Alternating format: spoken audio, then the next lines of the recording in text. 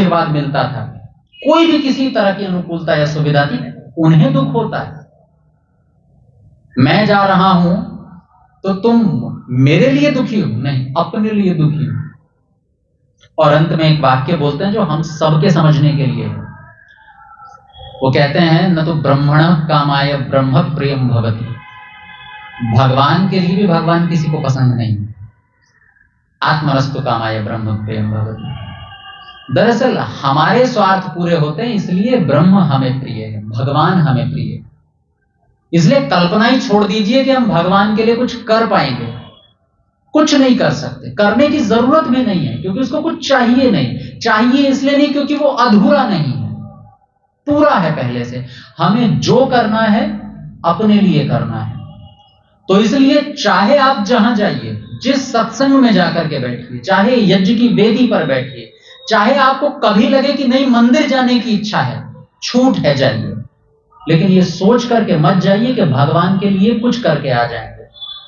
और अगर ऐसा सोच कर गए हैं तो फिर वही हमने भगवान के साथ नौकरों जैसा बर्ताव कर दिया कि भाई वो भगवान है ना, वो घर के जैसे नौकर होते हैं, घर के बाहर एक कमरा बना होता है, तो हम कहते हैं बच्चों से जाओ उसके खाने का समय हो गया, थाली में परोस देते हैं। भगवान के भी खाने का समय हो गया, सुबह सुबह खाना लेकर के चले जाते हैं। दोयम दर्जे का बर्ताव नहीं। ऋषि तो कहते हैं कि अपनी आत्मा समर्पित कर सको तो बताओ। और हमारे, मैं तो बार बार आचार्य डॉक्टर धर्मवीर जी का नाम इसलिए लेता हूं क्योंकि उन्होंने कुछ चीजें हमें ऐसी सिखाई जो बहुत उलझी हुई थी। एक तो जीवन की उलझन है, जीवन में कब कहां क्या करना है वो समझ उनके कारण विकसित हुई, और सिद्धांतों की समझ, सिद्धांत और जीवन कैसे आपस में गुथे हुए हैं। वो कहा करते थे कि दुनिया भगवान से लगातार मांगती रहती है, मांगती रहती है, मांगती रहती है। अरे भगवान से एक एक चीजें मत मांगो, भगवान को अपना बाप बना लो। और जब भगवान हमारा पिता बन जाता है तो एक संतान का स्वतः अधिकार होता है परमेश्वर की सारी संपत्ति पर। फिर आपको एक एक चीज नहीं मांगनी होती, फिर सब कुछ आपका अपना हो जाता है। लेकिन हमें भगवान को अपने घर से, जीवन से बाहर रखना है। हालांकि आपको लग रहा होगा 35 साल की उम्र मेरी और मैं भगवान भगवान कर रहा हूं सुबह से अब तक। मैं फिर कह रहा हूं कि अध्यात्म कोई ऐसी चीज नहीं है कि जिसे हम केवल किताबें पढ़ करके थोड़ी देर आंख बंद करके चला लें। नहीं, बस जीवन जीते समय ये याद रहना चाहिए कि प्राथमिकता क्या है, हम ये सब कुछ कर क्यों रहे हैं, किस लिए कर रहे हैं, अपने लिए। और हमें यह भी पता होना चाहिए कि हमारा सुख छिपा किस में है।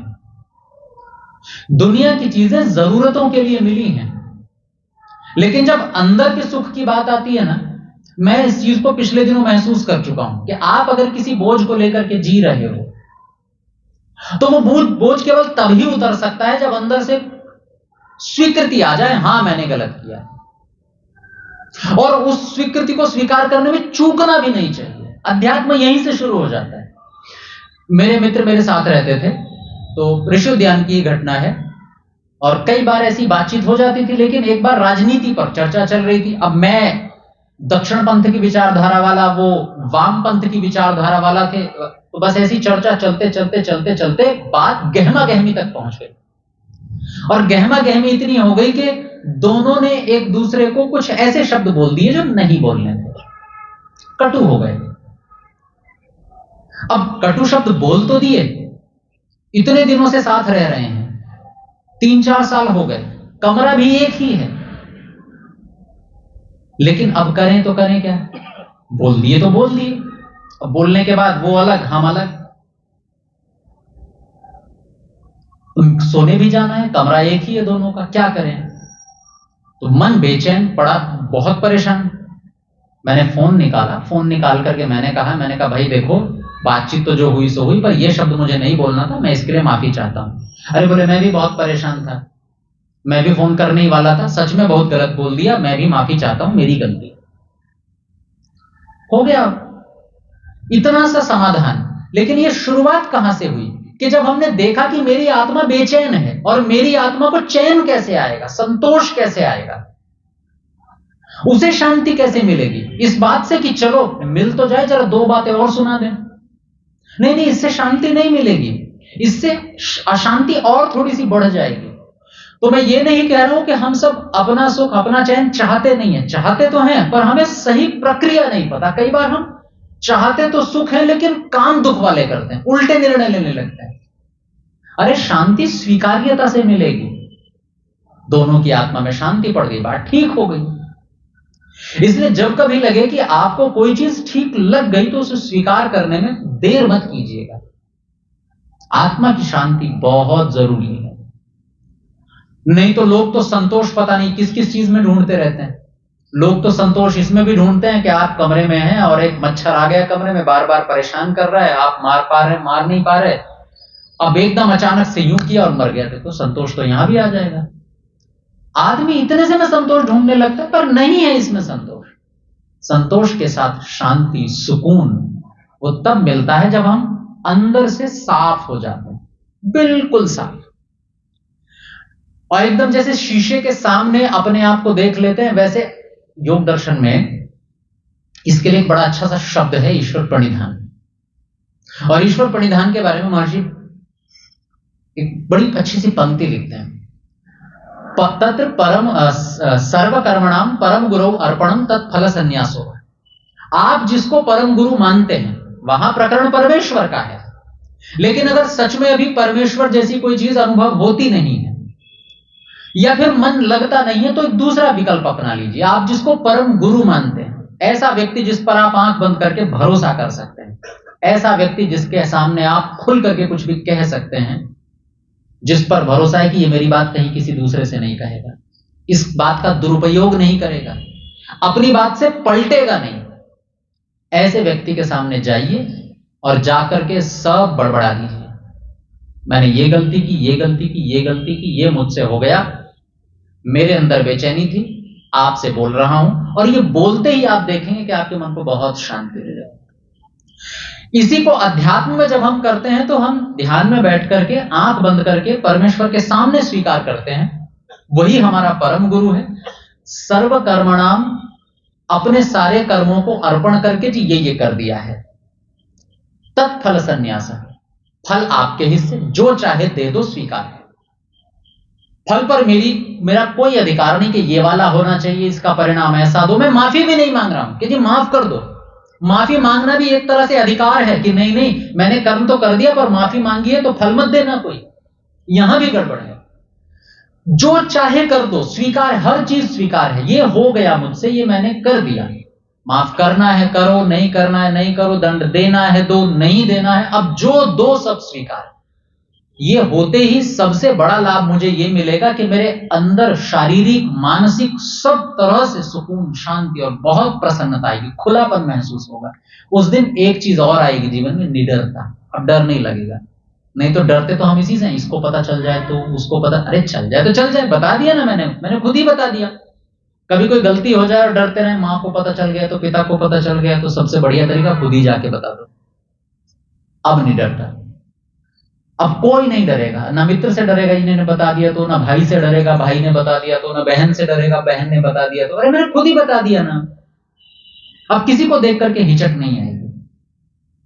तो ये जो अध्यात्म है ये यहीं से शुरू होता है, स्वीकार्यता से, कि हाँ मैं जो कुछ कर रहा हूं अपने लिए कर रहा हूं, मैं जो कुछ कर रही हूं मेरे लिए कर रही हूं, परमेश्वर भी जो कुछ कर रहे हैं मेरे लिए कर रहे हैं। इसीलिए परमेश्वर हमारे लिए वरेण्य है, वर्णीय है, चुनाव करने योग्य है। तो उनके साथ ऐसा दोयम दर्जे का व्यवहार जब भी हम अपनी तरफ से करेंगे, परमेश्वर जिस दिन मजबूरी बन जाएंगे उस दिन अध्यात्म नाम मात्र का रह जाएगा, समस्या जो भी क्यों खड़ी रहेंगी। थोड़ा सा विचार, जीवन में कुछ बदलाव आए तो ये विचार सार्थक रहेंगे। 9:20 हो गए हैं। अच्छा ठीक, तो ये जो, अब ठीक है मैं तो समापन कर चुका हूं, पर कोई बात नहीं। तो ये जो परमेश्वर के साथ दोयम दर्जे का व्यवहार है, मैं कल एक और चर्चा आपके साथ साझा करना चाह रहा था। ये तो हमारा परमेश्वर के प्रति दृष्टिकोण है कि हम तो परमेश्वर को तब चुनते हैं जब कोई विकल्प नहीं रहता, लेकिन परमेश्वर हमें किस तरह से चुनता है? परमेश्वर हमें एक वीआईपी की तरह चुनता है। मतलब उसके लिए हम दुनिया की सबसे प्राथमिक चीज है, सबसे प्राथमिक चीज।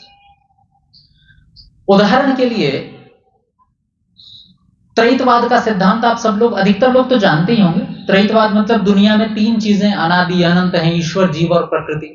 तो कई बार एक सवाल हम अपने मन में करते हैं कि इनमें सबसे महत्वपूर्ण कौन है, भगवान, ये दुनिया, या मैं? सबसे महत्वपूर्ण कौन है इसमें? तो एक जवाब हम आस्तिकों का आता है, भगवान सबसे जरूरी है। लेकिन उलट इसके, न भगवान सबसे जरूरी, न ये दुनिया सबसे जरूरी। सबसे जरूरी, सबसे महत्वपूर्ण कौन है इस दुनिया में? मैं मतलब मैं आत्मा। क्योंकि दुनिया किसके लिए बनी? मेरे लिए। बनाई परमेश्वर ने किसके लिए? मेरे लिए। परमेश्वर के अधिकतर गुण किसके लिए? परमेश्वर के स्वयं के लिए नहीं, मेरे लिए। वो एक दोहा तो सुना होगा आपने, तरुवर फल नहीं खात है, सरोवर पिए न नीर। पेड़ अपने फल खुद नहीं खाता, सरोवर अपना पानी खुद नहीं पीता। ऐसे ही भगवान के जितने भी विशेषताएं हैं वो भगवान के लिए नहीं है। बल्कि सच तो यह है कि अगर दुनिया में आत्मा नाम की कोई चीज ना हो तो परमेश्वर के आधे से अधिक, बल्कि मैं तो कहता हूं लगभग 2-4 स्वभावों को छोड़ करके बाकी सारे के सारे गुण ही व्यर्थ हो जाएं।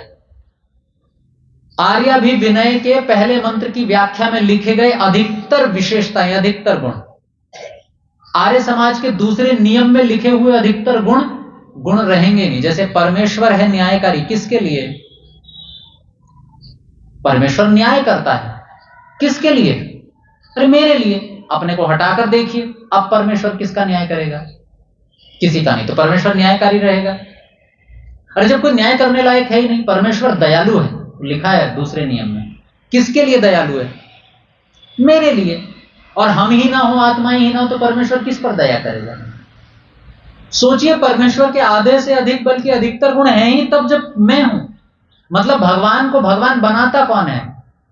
चलो और सरलता से समझिए। आप पिता बैठे हैं बहुत सारे, आप माएं बैठी हैं। आप कब मां और कब पिता बने थे?